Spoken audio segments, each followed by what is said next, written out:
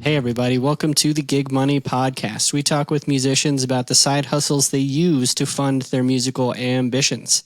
I am Cody. And I'm Andrew. And today our guest is none other than Nate Hill. You might know him from a variety of different things. He's got his hands in a lot. I personally know him from Divisons, one of my favorite bands from Salt Lake City. And, a lot of history there with the guys. So without further ado, Nate, how's it going?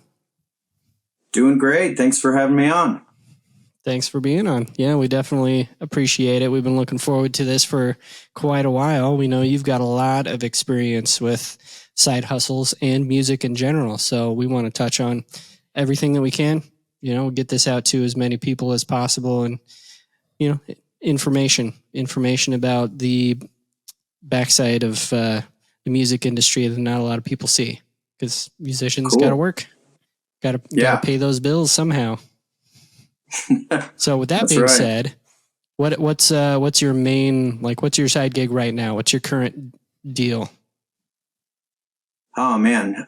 Probably the thing that I do the most is I do a lot of drone photography, mainly for local bands and touring artists and stuff. And then occasionally just for, real estate stuff like that, but typically for bands and music videos. And I'll go help out with just music video shoots in general. And I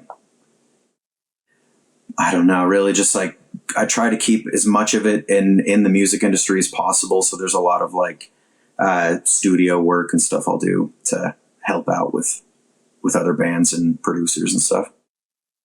Cool. Yeah, that's really cool. And I imagine that you can make some pretty decent money, videography in and of itself is a pretty wide field that you can apply to the music business. So awesome. Yeah, I've seen some pretty cool of your drone videos. They're awesome. You do a really good job on it. Thank you. The one that I've seen from a couple years ago was Brian Medeiros on that huge, where was that filmed? Because there's a huge cliff. And then this beautiful landscape in the back, and where that was probably southern Utah area. Yeah, it's in this place called Hanksville, and it's bizarre. The whole place looks kind of like Mars out there. They've actually got a Mars research facility out there, and so he took me out there and introduced me to that place. And I've gone out there a handful of times since just to shoot other stuff and. With other bands and stuff. But yeah, he took me out there and there was this overlook place and he set his kit just right on the edge of the cliff, and the cymbal stand, if it would have moved 1 inch, would have just fallen 200 feet. And it was sketchy, but it looked cool. And it was just kind of a few feet away from the parking lot. So everybody there was just standing right behind us, just admiring how good he is at drums. And Yeah. I saw him a couple months ago. He's drumming for Red these days. Yeah. So that's awesome. Yeah, really, really cool. Salt Lake City local guy to come up in the music scene and he was on the drums. Yeah, I worked with him a long time ago, and ever since then, he's always been outside of Divisions. He drums on all of my personal stuff and. My own YouTube channel. He's always the dude I have doing drums, and we've made a lot of cool stuff together. Yeah, excellent. So I want to hear a little bit about, you mentioned you do tech work, right? So I know that's a field that not a lot of people know a lot about unless you are in the touring industry yourself. So take us behind the scenes there. What do you do on tour? Well, so I could even start a little, I could back it up before tour started happen. I started out going to venues even before I was, really playing in bands, and I would go, to venues, and I didn't really understand the etiquette of going to shows at the time. I was really young, just still in, my senior year of high school. And so I would, get dropped off in Salt Lake at shows just way too early for I would, there was bigger shows I would go to, and I'm like, you got to get there super early to get a good spot in line. And some of the shows I would go to see, just there wasn't a line at that hour, and so I would get there before like the band and the venue staff would get there, and so people would start to roll up, and I'd just be sitting in front of like the Avalon or Murray Theater in the venue, and the crew would start coming out, and eventually somebody was like, "Hey, can you help me grab this thing out of the trailer?" And I somehow like worked my way into just like showing up early to these events, and I would help bands start unloading their trailers. And then one night at the end of the night, they would be like, "Hey, you can come in and watch the show for free now." Or I think eventually people just started assuming I was part of the crew. And at the end of the night, they would just hand me, $100 or whatever the cut for the crew was that night. And I started realizing that the crew at all these different venues in Salt Lake was like not the same people ever. It was always just whoever was available. And so people took my phone number down, and I started getting calls to come work different shows. And really quick, I became like one of the main stage managers for the Avalon and Murray Theater, and in the venue, Club Sound, stuff like that. And I never really got into any crazy drugs or alcohol and stuff, which is kind of seems to be something that other tech workers get into. And so just being a normal dude, I kind of excelled really quick when I was young, and started working really big stuff, and eventually started working for all of the arenas in Utah, like USANA and Vivint and Maverick Center and all the Warped Tour and everything.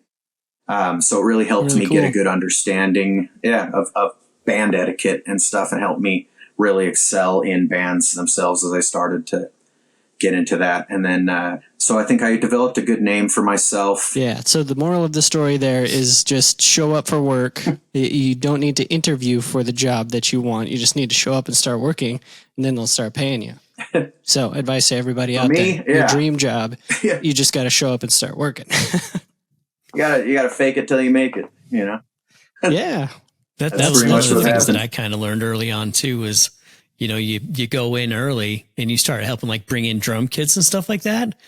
And then you just get like a stamp on your hand, and you're like, yeah, I didn't even have to pay for it. I just had to bring in some stuff. That is the way, man. That's how it happened for me. It was just a mistake, and I realized it worked. And I developed a good name for myself. And I think that's one of many ways to get into it. Yeah. Yeah. Yeah, it was fun. Well, the thing about the music industry is that it's very small. So, people talk, and if you show up and you're very helpful, then, some of the bigger bands are like, hey, this guy does a really good job. Maybe we should invite him to, tech for us. And, it just grows from there. If you show up, you work hard, and, you're not an ass, then you can really, rise up pretty quick in the industry. So that's cool. That's cool to hear. Thanks, man. Yeah, that's exactly what happened with Chelsea Grin, one of the first big bands that I started touring with outside of like my own personal bands. They just knew that I did that, and was one of the main guys in Salt Lake for it. And I became friends with a couple of the dudes, and they just asked me to come out. And so I did that for a few years, and that really showed me the ropes on the touring world. All right. So which was your first touring tech experience? Because you started out with the local venues. Where did you get the tech job going out on the road? Where was the first one? Well, I mean, I've always done it in my own bands, but Chelsea Grin was really the band that gave me the opportunity. They brought me out and put me in a bus, and it started out as just doing guitar tech work, and then it turned into like doing full production managing as well as guitar tech, and so the crew's really small, and we're all best friends, and they're arguably one of the bigger deathcore bands in all time, and so it really just showed me how how professional, things can be in that specific genre, I guess.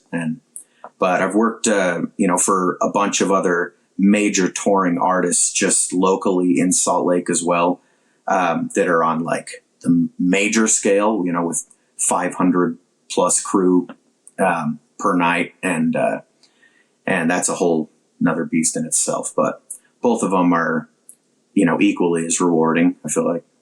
Yeah. Excellent. Cool. So which one do you prefer? Do you prefer local shows or do you prefer the touring shows? I've honestly kind of slowed way down on the local shows. I think a lot of it is just the touring stuff you develop. It's like summer camp, you develop really close bonds with everybody, not just on the bus, but in all the other bands as well. And you're all hanging out every single night. And I really fell in love with that. I think, there's some big cons to that world as well, where you're away from home for a long time. And it's like, you have to develop some pretty thick skin as far as being able to deal with not having any sort of privacy for a month plus. And, but if you can get through that and understand that, keeping a good attitude is probably the main rule on tour, then, it's a great job. Yeah, absolutely. And not everybody is built for the touring world. And, if you're a musician and, touring is not really your thing, there are so many different things that you can do in the music industry. So, yeah, that's really cool. So that would be, tech would be your, kind of main gig or what sort of other side gigs do you have going on? Not much, I really try to keep it as much in the music world as possible. I'm always like, I'm pretty good at sales. So occasionally I'll do some sales work. And, if things get real tight or if I'm between tours, I'll pick up just a normal job. I worked for a windshield installation company for a long time. And I've worked for a handful of different sales floors and things like that. So I'm not afraid to do whatever it takes to make the money. But for the most part, I've developed a lot of skills with production, stuff like that. And that work seems to always be available. So it's real easy for me to find work in that world. Okay. So I have a question from the crew side of things.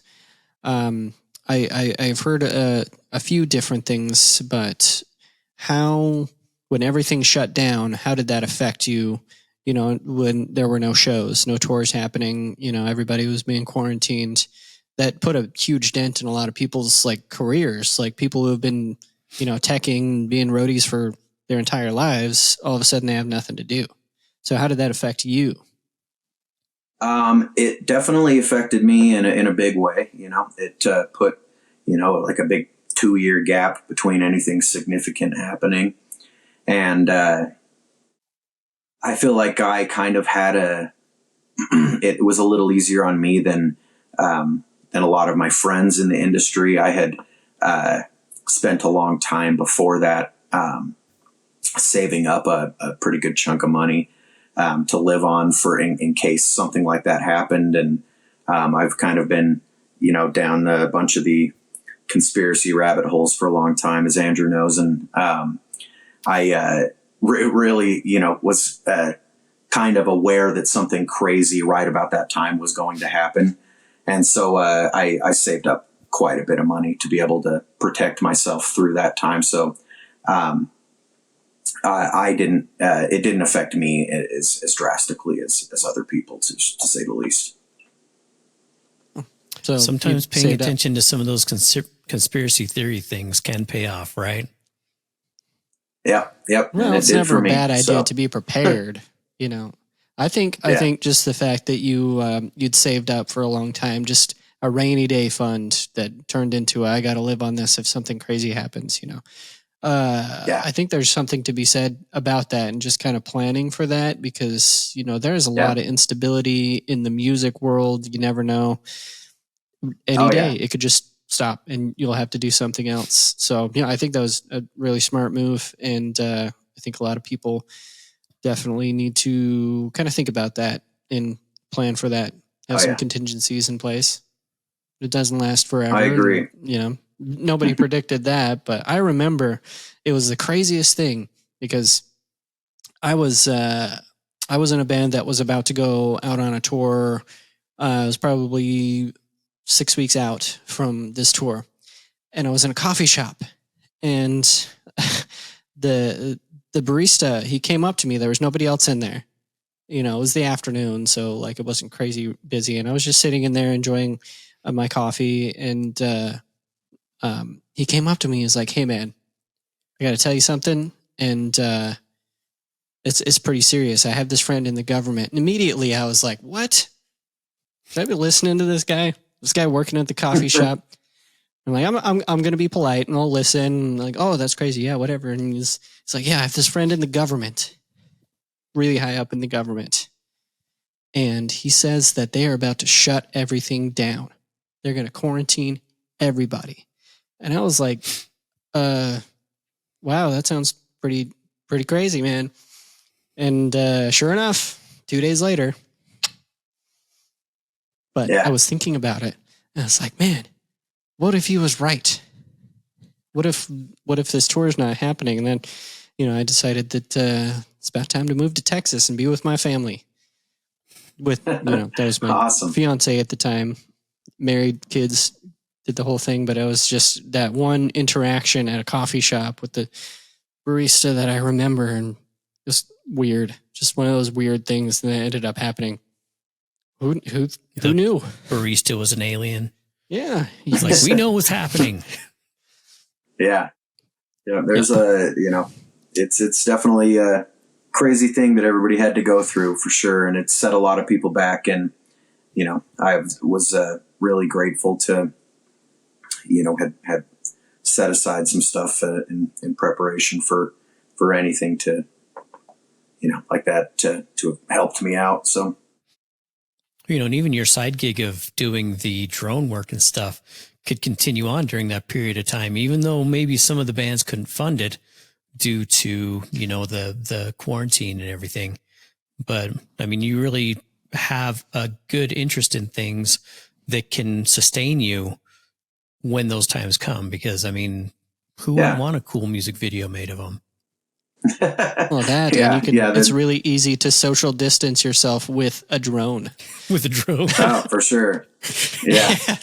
Yeah. The drone stuff, I don't even know. My buddy, Dan Whitaker, he lives out in, or at the time he was living in Idaho, and he has a YouTube channel that he makes all of his own stuff, and he's all of his own songs and videos on. He's grown it to 100,000 subscribers or something just by himself. And so he's really the dude who he was like, hey man, if you buy a drone and come shoot this video for me, I'll pay for the whole trip. And and it had always been something that I thought was really cool, and I had tried it a couple times. And so I went to Best Buy and picked up a really nice drone, and he drove down to Utah and picked me and my buddy up, and we went on this huge, crazy trip up into Washington on, I can't even remember what the place was called. It was on this island. And we shot in all these like World War II bunkers and all throughout these like crazy forests and bridges and coastal landscape stuff. And it was really like my first, sink or swim experience with a drone. And I just remember like it feeling exhilarating, and I was ready to just crap my pants. I was shaking so hard with my first couple flights. Like if I crash this $2,000 thing, it's gonna kill me. But everything went well. I've still to this day never crashed any drone before, and the work that I got from it, paid the drone off and gave me 10 times that amount, like within the first few months of it. And it's so easy. It's not much different than, driving a remote control car. It's just, you got to have some good spatial awareness and I guess a small percentage of, the eye of what a cool shot would look like. And, but yeah, it's really been fun. And did you just do a video for Red? Speaking of Brian Madrios. I did. Yeah.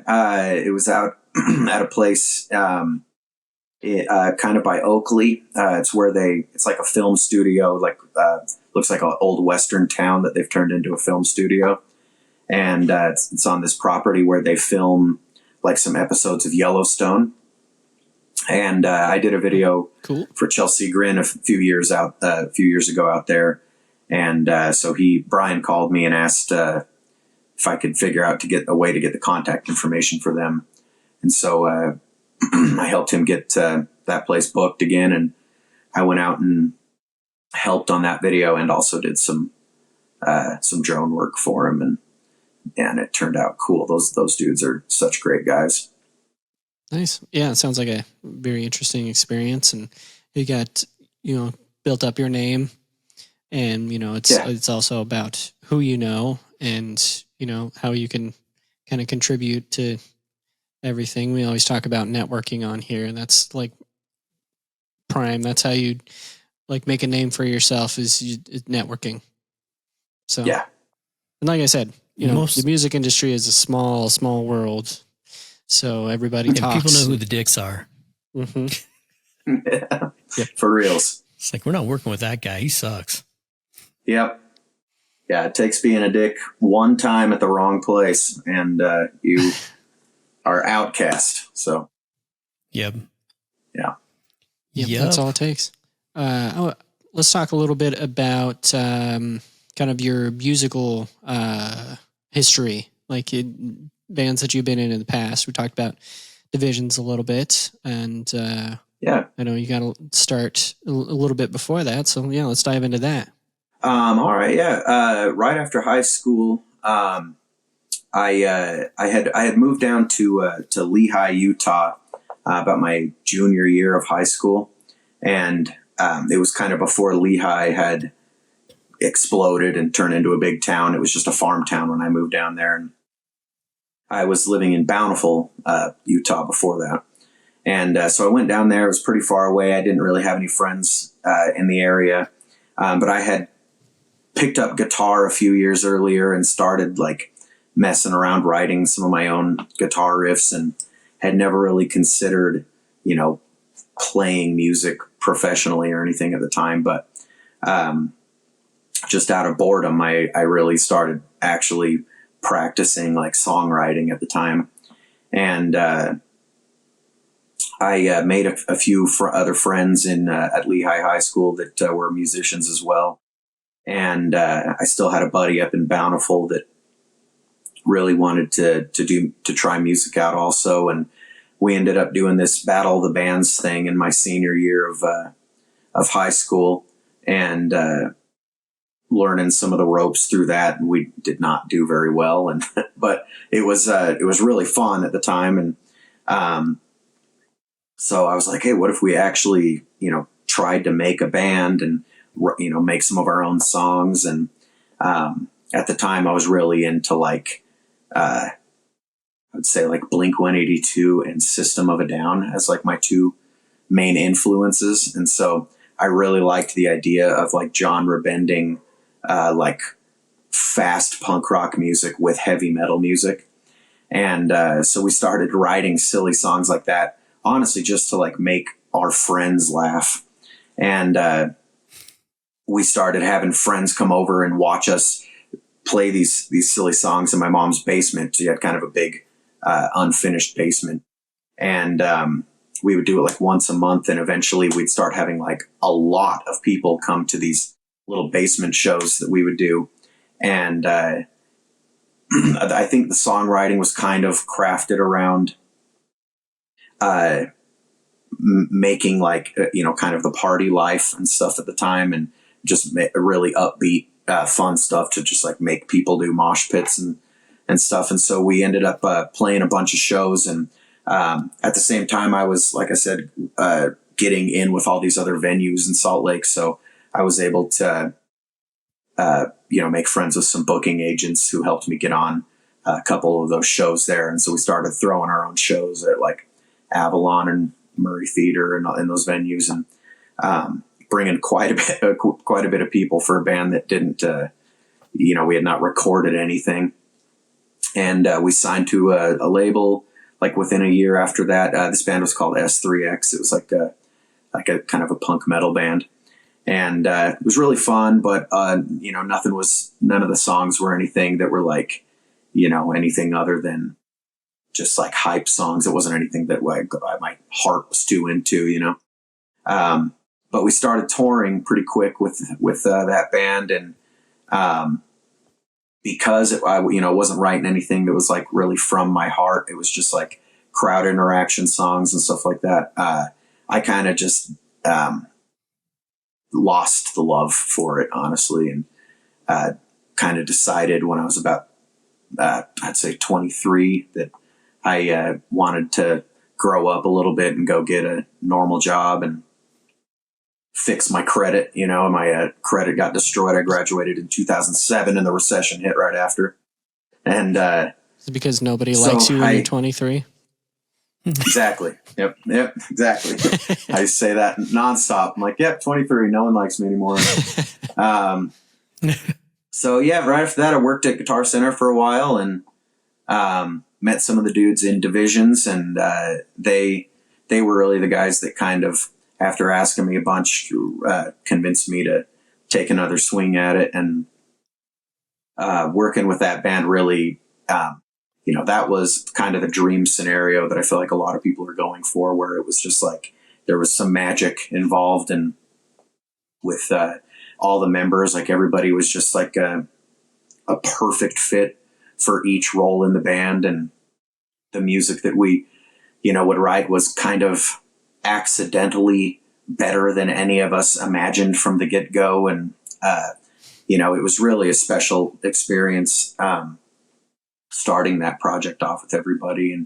And we were really fortunate that it took off in the way that it did. And it was a really fun time for the local scene in Salt Lake, and made a lot of really cool connections with everybody during that time. And it's, that's easily one of the best times of my life, was putting that project together with those dudes. And they're all just way more talented than I am. But it's, that was a major pivotal, like, learning experience in my life for just band etiquette and how to present yourself from the beginning in a band. And it's a lot of cool learning lessons. I gotta say, it must have sucked when Elon Musk took your band name. S3X. Yeah. And started putting it on cars. That bastard. How dare he? He did. How dare he? He's really good at stealing ideas, isn't he? I'm going to have to edit that out. Otherwise, I won't cut that out. Right. Yeah. We don't mess with Elon Musk here. That's them are fighting words. No. Of course, whenever anybody says Battle of the Bands, I'm expecting like axes and like, swords and clubs and people like seeing who's the last band standing. It's just I'm sure you can imagine a couple bands battle royal. A battle of the bands in Lehi, Utah, before the town blew up. There was like 8 people in this park watching us or whatever, and it was so embarrassing. But yeah, they don't even allow dancing in Lehi. No, they don't. Yeah, probably not. I didn't know that. Yeah. It's a. Oh my God! It's an old movie reference. Yeah, I get it. So, for those of you who don't know, Footloose was filmed in Lehi, Utah. So, the original, not the second one, but the original. Yep.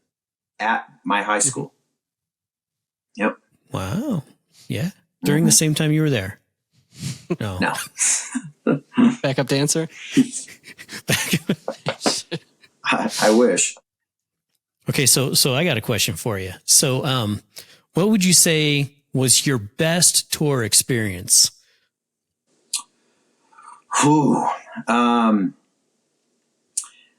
Probably one of the coolest things I've done is Chelsea Grin took me to Hawaii, and I have never been before. And we went out there, and the whole thing was honestly just like, that's one of the only places I've been that was not underwhelming. I feel like you go on tour a lot and you kind of realize that nowhere is as cool as you think it's going to be.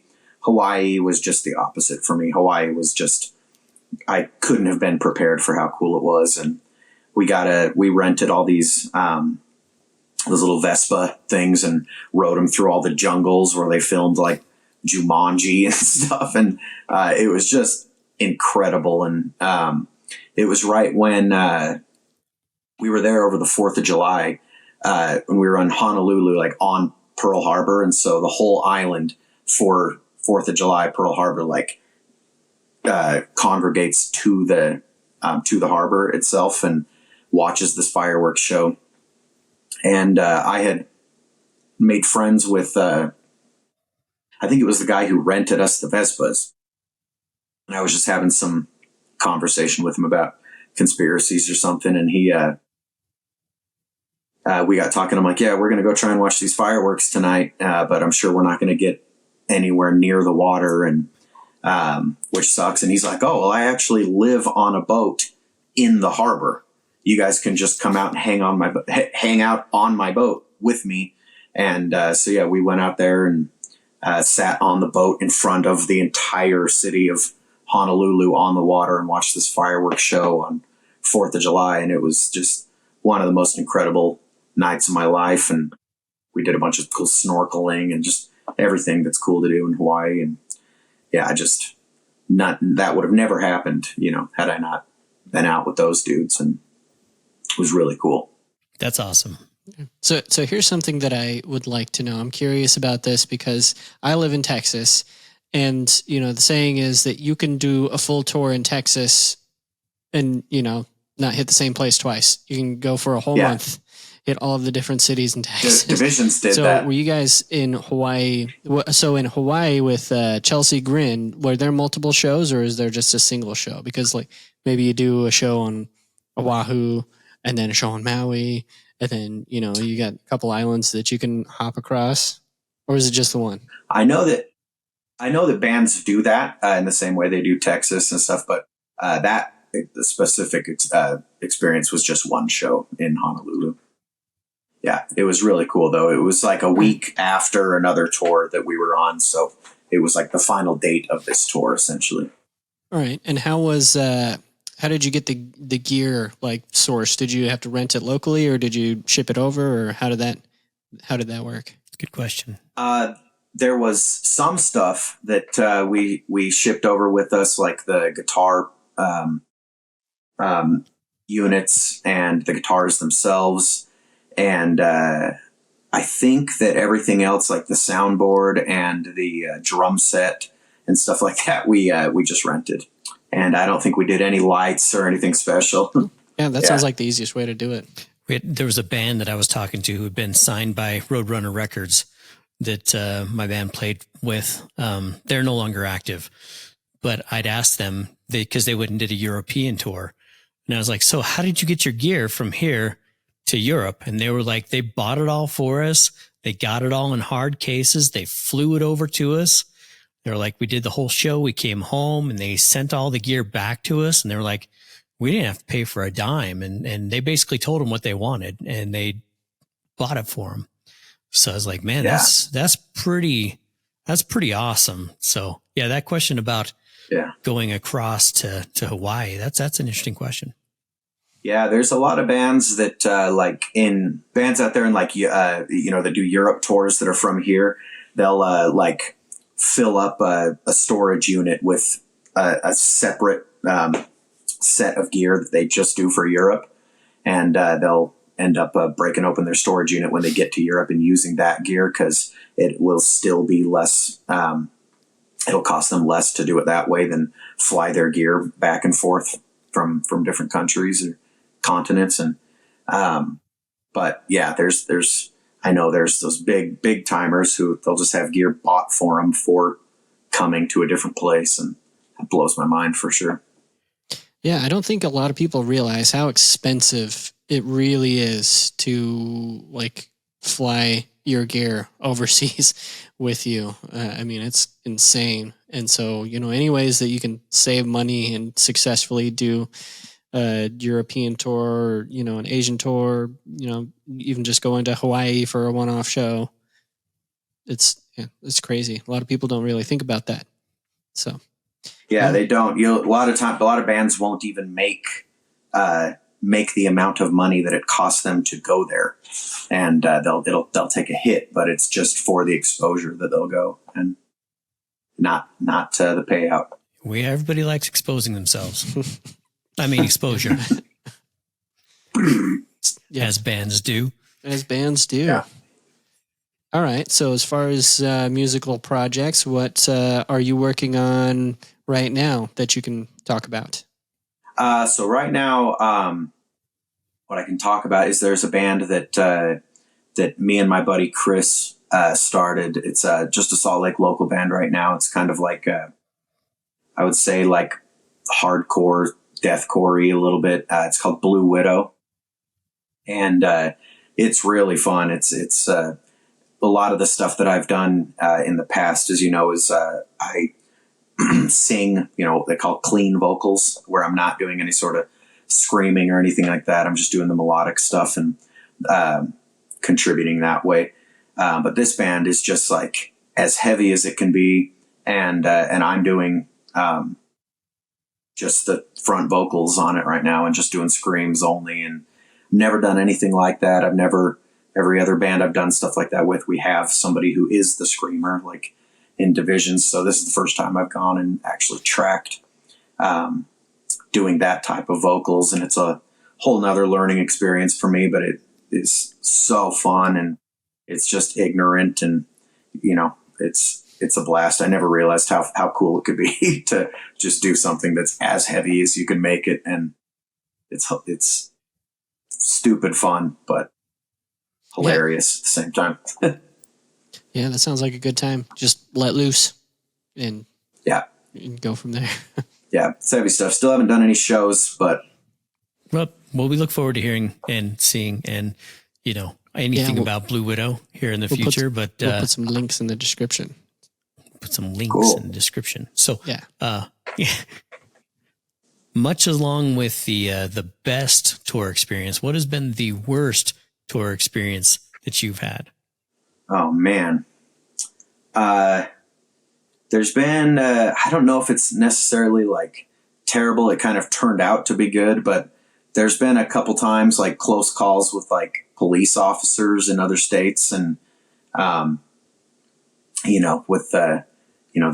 with Chelsea Grin, especially, they're kind of notorious for being pretty heavy, like pot smokers. And, so that's always nerve wracking on tour, and, especially driving through like Texas, but, there was one night, I can't even remember which state we were in.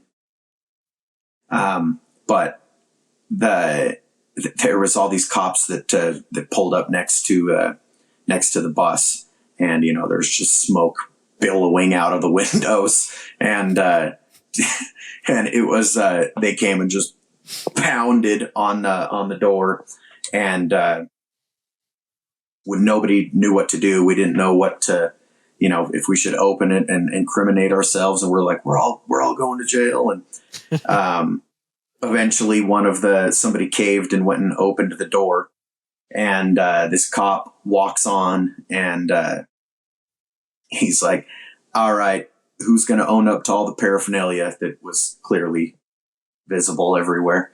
And, he's like, you guys are all going down, and who wants to own up for it and, take the brunt of it. And he just scared the crap out of all of us. And then, after a couple minutes of just berating us, he eventually caved and started laughing. And he's like, I'm just kidding. I'm not going to do anything to you guys. I'm a huge fan. And, and we ended up just chilling with him for the next couple hours. And, that's the most horrified I've ever been, probably in my life. But there's been all sorts of funny, little things like with Divisions. We had our fuel pump go out halfway through coming home from some tour. We were like in Nebraska, and it was over like Memorial Day weekend, I think. And we broke down literally in the middle of nowhere, and the van would not go. And we all tried calling tow shops and AAA and emergency services, and everywhere was telling us that nobody could come to us for like 4 days. And like, we literally would have died where we were at. It was like 120 degrees in the middle of the desert. And it was horrifying. And Chris Darnell, our guitar player, he's like a savant. He's like a mechanical engineer, and he's a genius. And he ended up devising this, like a fuel pump out of a Gatorade bottle, and I don't even know what he did, but he somehow MacGyvered this makeshift fuel pump out of a Gatorade bottle, and it got the van to go like 10 miles an hour. And we literally went maybe 10 to 20 miles an hour until it would overheat, from the middle of Nebraska all the way back to Utah. And it took us like 3 days to get home going at that speed. And it was a nightmare. That was probably the worst touring experience I've ever had. Oh man, it's got to be nerve wracking going like that slow the entire time. You got your hazard flashers on, but at the same time, like, yeah, that's very scary. Somebody could be doing 80 and not see you until it's too late. On top of, it was awful. Just having the issues on top of that. So yeah, that sounds terrible. Mm-hmm. But most people talk about having bad air conditioning problems. So that's like half of my life. It's not running. There's no air conditioning, obviously. Yep. Yeah, that's a very reoccurring problem. Just used to it by now. Oh yeah, definitely. It would have been a little bit better of a story if you were like the cop came in and was like, "Hey, you're all going down." Rip pulls off his pants and starts. And it's like, "Oh, who ordered the stripper? Ah, you're funny." I actually just left that part out of the story. Sorry, that's how my brain works. Anytime somebody talks about a cop, Andrew automatically is like, "Is he a stripper?" That's exactly. Yeah, exactly. Cops don't exist. I've been there. Cops don't actually exist. They're all strippers.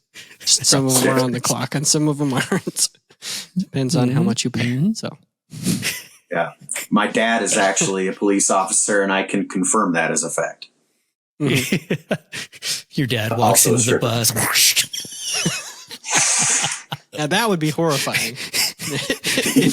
if your dad was the stripper. Stop. Yeah. This isn't genetic. I'm going to have nightmares tonight. Shield your eyes, son. This is for the rest of the crew. Oh, man. Yep. Well, I think that's about all I've got. Yeah. So I think at this point, we are going to ask you the final and most important question. And I'm going to let Andrew do this, but yes, just be prepared. This is the one thing that everybody wants to know. Are you nervous? So, that's not the question. Yeah. But that. Okay. Well, I thought that was a given. I'd be really nervous. Yeah, I'd be nervous right now. So the most important question that we have to ask you is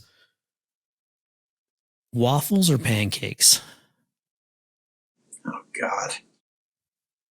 I mean, I've developed a pretty good love for Waffle House touring, and I think I've officially been converted to waffles. Nice. Oh, so you used to be a pancake guy. I've been converted. Yep. Used to be pancakes. See, I think that every single one of these that we've done so far, people have mentioned Waffle House. So we're hoping one of these days Waffle House is going to be like, "Hey, you guys are going to be our sponsors, and you can have free waffles." That would be the ultimate. Yeah, we have to reach out to them. This podcast deserves it. Yeah. Well, agreed. Just Waffle House always comes up. But the thing that my understanding is you don't go to Waffle House for the waffles. You go to Waffle House usually. the experience that is Waffle House, especially if you're going after a show at 2 a.m. Yeah. Delicious waffles. But we love Waffle also House. Crazy stuff. Yeah. We love Waffle House. You go to Waffle House great. for a variety of reasons. But don't go to IHOP. IHOP sucks. IHOP does suck. All right. Well, there goes that. Yeah. We're definitely not getting sponsored by IHOP now, but that's all right. Well, Nate, thank you so much for being on. It was very illuminating talking to you about your various different side gigs, and hopefully it's informational to everybody out there listening. We'll put links in the description to all of your projects that are going on right now. And once again, appreciate you being on. Do you have a page for your drone work? I don't currently have a page. I've thought about making some stuff. Everything I've done so far has been word of mouth, but that is definitely something I am hoping to have up this year sometime. Okay, if you guys need drone work done, just send us a message. Subscribe, like, comment. We'll get it to Nate somehow. Yeah, eventually. Depends on if you leave a 5-star or a 1-star review. Yeah. Well, thank you guys very much. Yeah, it's been an honor. Else in the comment too. Yep. Thank you. Yep. All right. Well, as Andrew said, everybody like, rate, and review the podcast. It really helps us out, gets this in front of more people, and sharing the experiences of guests like Nate. So, again, thank you. We will see you guys next time. Bye-bye. We're waving. Waving.